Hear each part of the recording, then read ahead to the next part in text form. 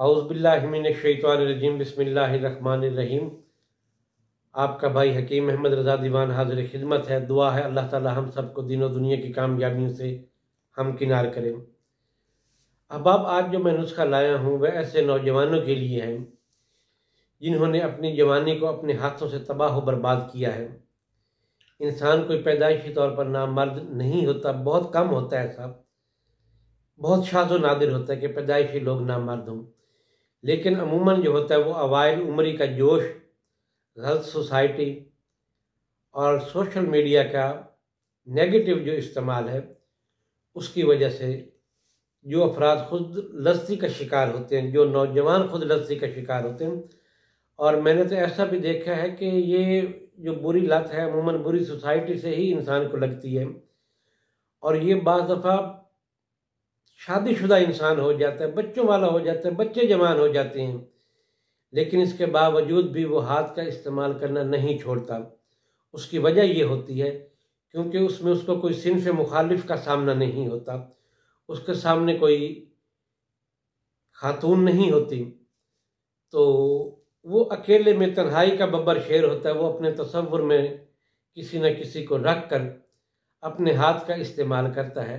हाँ ठीक है, सस्ता तरीका ज़रूर है, खुद लफ्ज़ी की कैफियत का ये ज़रिया है, लेकिन बात यह है कि ये जो फेल है हाथ का इस्तेमाल करना, ये शरई एतबार से भी और तिब्बी नुक्ता नज़र के एतबार से भी मुज़र सेहत है।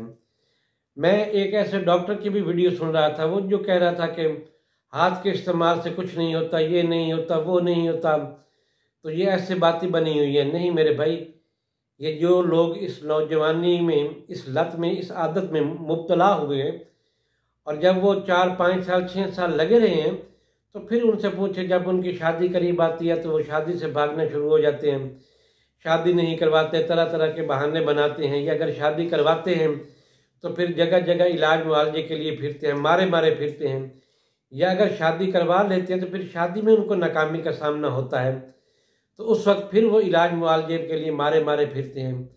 और जो शादी पे लगाया हुआ पैसा भी होता है, वो वलीमा, वो मेहंदी, वो गाड़ियों का किराया वगैरह, वो जेवरात, वो जहेज वगैरह, वो हर चीज़ रायगा और ज़ाया जाती है।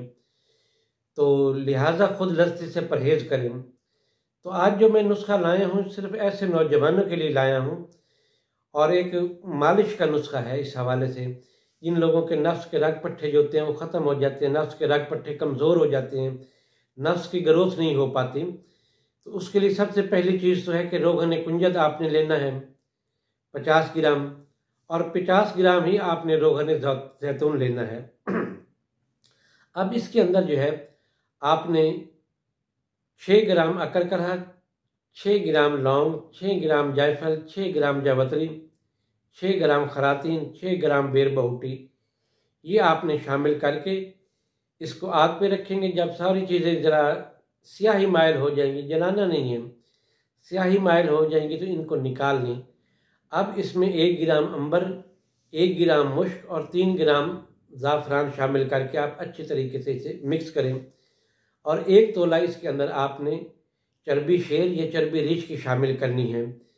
तो ये आपका बहुत ज़बरदस्त तिला तैयार हो जाएगा, जिसके 4-5 कतरे आप नस पे उसकी मालिश करेंगे।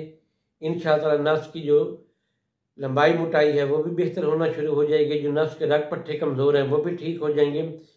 और इसके साथ साथ जिन लोगों के नस के अंदर टेढ़ापन, कज्जी या लागरी आ जाती है, कमज़ोरी आ जाती है, वो भी ठीक हो जाएगी। इजाज़त है अपने भाई हकीम अहमद रज़ा दीवान को। अल्लाह हाफ़िज़।